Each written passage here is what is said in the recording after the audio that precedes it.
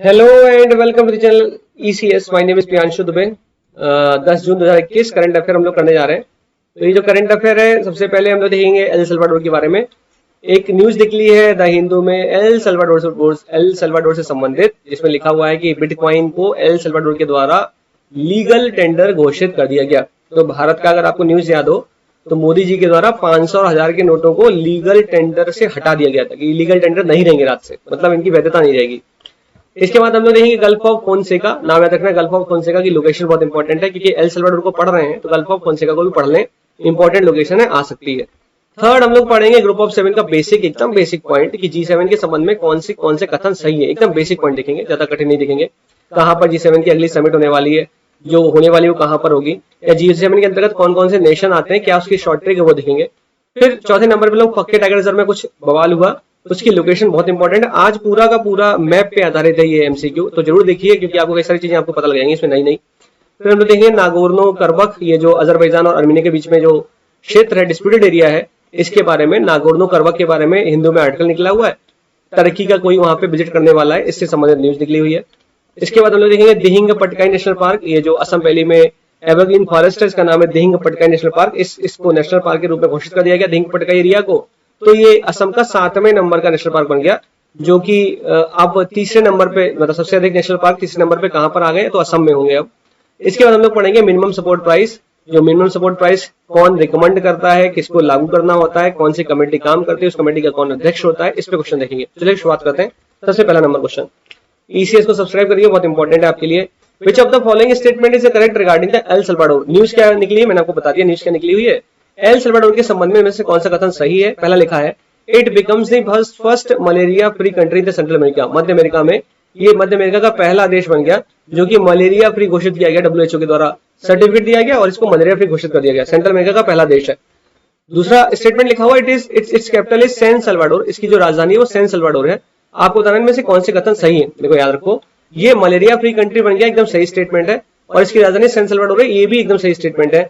दोनों ही स्टेटमेंट सही है। लोकेशन देख लो, बहुत इंपॉर्टेंट है। एल सल्वाडोर आपको अगर मैं ढूंढने को कहूं तो आपको एल सल्वाडोर मेक्सिको के नीचे, ग्वाटेमाला के नीचे एल सल्वाडोर दिखाई दे रहा होगा। देखो एल सल्वाडोर, इसकी कैपिटल है सैन सल्वाडोर, दिखाई दे रहा है। तो ये जो एल सल्वाडोर है जो कि ग्वाटेमाला के नीचे है, याद रखना कई बार इस सेंट्रल अमेरिका के देशों को उत्तर से दक्षिण लगाने को पूछा जाता है। फ्रॉम नॉर्थ टू साउथ लगाने को बोलेगा, कहेगा बताओ इसे उत्तर से दक्षिण लगा दो, लिख देगा number 1 El Salvador, number 2 Guatemala, number 3 Honduras, number 4 Nicaragua, number 5 Costa Rica. ऐसा यूपीएससी कई बार करेगा, यूपी पीसीएस करेगा, लेकिन 3 से ज्यादा लेकर नहीं है वो, ऐसे पूछ लेगा ग्वाटेमाला, होंडुरस और एल सल्वाडोर को उत्तर से दक्षिण में लगा दीजिए बस। तो इस लोकेशन को देखो। साथ में जो वेस्ट इंडीज में आपको दिख रहा है, क्यूबा दिखाई दे रहा है, हैती दिखाई दे रहा है, जमाइका दिखाई दे रहा है, बहामास दिखाई दे रहा है। कई बार इसको उत्तर से दक्षिण या फिर पूर्व से पश्चिम या पश्चिम से पूर्व लगाने को पूछा सकता है। ये एरिया बहुत इंपॉर्टेंट है, ठीक है। तो अगला क्वेश्चन देखने जा रहे हैं हम लोग, वो संबंधित है एल सल्वाडोर। ये जो गल्फ दिख रहा है आपको, गल्फ दिख रहा है, गल्फ ही देखो, गल्फ दिख रहा है, गल्फ ये गल्फ ही है, जिसका नाम हम लोग बार बार शुरू से बोल रहे हैं। इसका गल्फ का नाम है फोंसेका। गल्फ फोंसेका किसके बीच में है, आपको ये एल सल्वाडोर और निकारागुआ के पास में एक खाड़ी दिखेगी, इसका नाम है फोंसेका की खाड़ी। तो अगला क्वेश्चन यही है, लिखा है इनमें से कौन सा कथन फोंसेका की खाड़ी के संबंध में सही है। फोंसेका की खाड़ी के संबंध में सही है। पहला statement it is located in the Pacific ocean, यह प्रशांत महासागर में अवस्थित है। दूसरा स्टेटमेंट ये मैक्सिको की खाड़ी से जुड़ती है। तीसरा statement El Salvador share its coast with it, El Salvador का जो तट है इसके साथ शेयर होता है। आपको बताना कौन से कथन सही है। तो मैंने भी थोड़ी देर पहले आपको दिखाया कि जो ये फोंसेका है, ये जो फोंसेका की खाड़ी है ये है, ठीक, जो कि एल सल्वाडोर के साथ अपनी बाउंड्री को टच कर रहा है। लेकिन मैक्सिको की खाड़ी के साथ ये कनेक्टेड कहां, ये है खाड़ी फोंसेका की, ये है खाड़ी मैक्सिको की। तो स्टेटमेंट गलत हो गया ना। इसका मतलब स्टेटमेंट कौन से सही है, पहला सही है, प्रशांत महासागर में, ठीक है, ये प्रशांत महासागर है, ये प्रशांत महासागर में तो है फोंसेका की खाड़ी, ठीक। नहीं समझ में आ रहा तो बड़ा डायग्राम देखते हैं। ये देखो गल्फ ऑफ फोंसेका है, ठीक, ये है एल सल्वाडोर, ये है निकारागुआ, ये है होंडुरस आपको दिखाई दे रहा है, और ये है पैसिफिक ओशन, ये गल्फ ऑफ फोंसेका जो कि मैक्सिको की खाड़ी का भाग तो है नहीं, इससे तो जुड़ नहीं रहा। और ये जो गल्फ ऑफ फोंसेका है ये एल सल्वाडोर का जो तट है इसके साथ अपनी बाउंड्री शेयर करते हैं, एकदम सही दिखाई दे रहा है। इसका मतलब पहला स्टेटमेंट सही, तीसरा स्टेटमेंट सही, सही आंसर क्या है ए, ठीक। अगला देखते हैं क्वेश्चन। G7 में आज हम लोग जो ग्लोबल टैक्स है उसके बारे में चर्चा नहीं करेंगे, लेकिन हाँ करेंगे जरूर ग्लोबल टैक्स के बारे में चर्चा। लेकिन उससे पहले आपको बताना है which of the following statement is are not correct regarding the G7। इनमें से कौन सा कथन G7 के संबंध में सही नहीं है। पहला स्टेटमेंट लिखा है, ये जो ग्रुप ऑफ 7 है इट इंक्लूड्स, कौन है ग्रुप ऑफ 7 में, तो मैंने आपको शॉर्ट ट्रिक बताई है, juice girlfriend, JUIC juice girlfriend, मतलब कौन कौन से, Japan, USA, Italy, Canada, England, Germany, France. तो देख लेते हैं, चलो ये G7 में लिखे हुए हैं। हाँ अच्छा, कनाडा लिखा है, फ्रांस लिखा है, जर्मनी लिखा है, टर्की कौन सा देश है जो G7 में शामिल है, नहीं है ना, जापान है, यूनाइटेड किंगडम है और USA। इसका मतलब पहला स्टेटमेंट गलत हो गया क्योंकि टर्की की जगह इटली होना चाहिए था। दूसरा स्टेटमेंट लिखा हुआ है कि जो 47 नंबर की GS का जो शिखर वार्ता होने वाली, समिट होने वाला है, ये होने वाला है कैरिबिस बे, कॉर्नवाल, यूनाइटेड किंगडम में, उत्तराखंड नहीं, यूके में, यूनाइटेड किंगडम में। तो सेकंड स्टेटमेंट एकदम सही है। इसका मतलब सही आंसर क्या है, इसका मतलब सही आंसर क्या है, मतलब आपको बताना है कौन सा गलत है, तो ऑप्शन है। आपको बताना नॉट करेक्ट ना, तो ऑप्शन है। ठीक, नेक्स्ट क्वेश्चन। पक्के टाइगर रिजर्व में कुछ दिक्कत हुई, वहां पे कुछ हड़ताल हो गई। आपको हड़ताल के बारे में नहीं जाना, लेकिन पक्के टाइगर रिजर्व की लोकेशन बहुत इंपॉर्टेंट। क्वेश्चन लिखा हुआ है कि which of the following statement are not is और not correct regarding the Pakke या पक्के टाइगर रिजर्व। तो Pakke it is a project tiger reserve in the west Kameng district Arunachal Pradesh. पहला स्टेटमेंट लिखा हुआ है कि ये पश्चिम कामेंग जिले के पश्चिम कामेंग में जिले में अरुणाचल प्रदेश में पक्के टाइगर रिजर्व प्रोजेक्ट टाइगर के रूप में स्थापित है। दूसरा स्टेटमेंट लिखा हुआ है Kamlang tiger reserve in Arunachal Pradesh में ही कामलांग टाइगर रिजर्व जो है यह 50वें नंबर का टाइगर रिजर्व है। तो आपको बताना है कौन सा कथन सही है, कौन सा कथन सही नहीं है। तो पहला कथन इसलिए सही नहीं क्योंकि यहाँ वेस्ट कामेंग की जगह ईस्ट कामेंग होता तो ये सही होता। दूसरा कथन सही है, 50वें नंबर का टाइगर रिजर्व है कामलांग। ठीक है, मोस्ट इंपोर्टेंट याद रखना। आप कमेंट करके मुझे बताओ 51 नंबर का टाइगर रिजर्व का नाम क्या है। मैंने कल ही आपको पढ़ा है, मैंने कल ही आपको डायग्राम में पढ़ा है। इसका सही स्टेटमेंट क्या है, ए। ठीक, नेक्स्ट क्वेश्चन। अगला क्वेश्चन है नागोर्नो करबख रीजन के संबंध में। एर्दोगन के द्वारा विजिट किया जा रहा है नागोर्नो करबख रीजन पे। तो ये नागोर्नो करबख शुरुआत से कई साल पहले से ये अजरबैजान और आर्मेनिया के बीच में डिस्प्यूटेड एरिया है। इसके संबंध में क्वेश्चन पूछा हुआ है कि बताइए इनमें से कौन सा कथन नागोर्नो करबख के संबंध में सही नहीं है। पहला स्टेटमेंट लिखा हुआ है कि नागोर्नो करबख क्षेत्र जो है ये it is a mountainous and heavily forested patch of land that sits inside the territory of the former Soviet republic of Azerbaijan.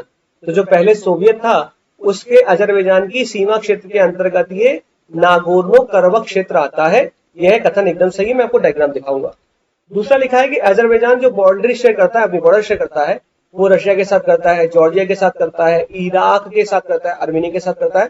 तो अभी आप मैप देखना तो आप बताना चाहिए सही आंसर क्या है। ठीक है, यहाँ पे इराक नहीं होना चाहिए था, ईरान होता तो सही रहता। देखो ये दिख रहा है अजरबैजान बाउंड्री शेयर कर रहा है किसके साथ में, तो रशिया का दिख रहा है हमको, जॉर्जिया दिख रहा है, आर्मेनिया दिखाई दे रहा है, ईरान दिखाई दे रहा है, लेकिन इराक नहीं दिखाई दे रहा। ठीक, इराक नहीं दिखाई दे रहा, इसलिए कंफ्यूज मत होना, इराक लिखा हुआ है वहां पे। साथ में मैंने आपसे बोला ये जो एरिया है करबख एरिया, ये करबख एरिया के संबंध में जो पहला स्टेटमेंट लिखा हुआ है, ये जो नागोर्नो करबख एरिया है ये mountainous and heavily forested patch of land that sits inside the territory of the former Soviet republic of Azerbaijan की सीमा के अंतर्गत है। एकदम सही है, ठीक है, एकदम सही है, इसको बिल्कुल टेंशन लेनी नहीं है। ये जो आपको कलर दिख रहा है, ये आर्मेनिया के द्वारा ऑक्यूपाइड टेरिटरी है, आर्मेनिया ने इसको ऑक्यूपाई कर रखा है।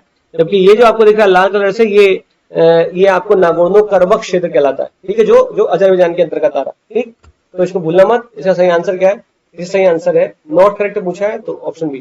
ठीक, ये सही स्टेटमेंट नहीं लिखा हुआ है, यहाँ पे इराक नहीं होना चाहिए था, बाकी पहला स्टेटमेंट एकदम सही लिखा हुआ। अगला क्वेश्चन लिखा है बताइए कौन सा कथन दिहिंग पटकाई नेशनल पार्क के संबंध में सही है। पहली बात तो ये असम का ये 7वें नंबर का नेशनल पार्क घोषित होगा दिहिंग पटकाई। तो पहला स्टेटमेंट लिखा हुआ है कि बताओ ये जो दिहिंग पटकाई नेशनल पार्क है असम की वैली में ट्रॉपिकल वेट एवरग्रीन फॉरेस्ट है और ये 7वें नंबर का असम का नेशनल पार्क बन गया। एकदम सही कथन है दिहिंग पटकाई ये 7वें नंबर का असम का नेशनल पार्क है। दूसरा स्टेटमेंट लिखा हुआ है Assam now has the third most national park after 12th in Madhya Pradesh and 9 in Andaman Nicobar। Andaman Nicobar तीसरे नंबर पे नेशनल पार्क के नंबर में, वहां पे 9 है नेशनल पार्क, जबकि मध्य प्रदेश में 12 है और अब ये तीसरे नंबर पे आ गया है जिसका नाम है असम। असम में कितने हैं, 7 नेशनल पार्क हैं। जो 7वां जोड़ा गया उसका नाम है दिहिंग पटकाई। इसका मतलब सही कथन क्या है, सही कथन है ऑप्शन सी। ठीक, अगला प्रश्न सबसे आखिरी लिखा हुआ मिनिमम सपोर्टिंग प्राइस के बारे में, मिनिमम सपोर्ट प्राइस के बारे में कौन सा कथन सही है? ठीक है, सही है, are correct regarding the minimum support price, MSP के बारे में। पहला कथन लिखा है The central government notify MSP based on the recommendation of the Commission for Agricultural Cost and Price। तो ये जो ऑफिस है commission for agricultural cost and price CACP, इसके द्वारा ही सेंट्रल गवर्नमेंट को नोटिफाई कराया जाता है मिनिमम सपोर्ट प्राइस। ठीक है, रिकमेंड कौन करता है? CACP। क्या फुल फॉर्म है? Commission for agricultural cost and prices. Second statement लिखा हुआ है जो रिकमेंडेशन देता है CACP made by CACP are then approved by the cabinet committee on economic affair।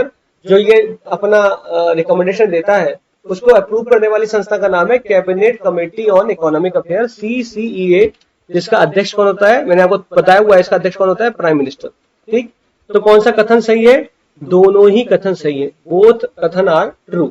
ठीक, CACP संस्था निकालती है और CACP के इस रिकमेंडेशन को अप्रूव करता है CCA, cabinet committee on economic affair. तो thank you so much for watching insured civil services.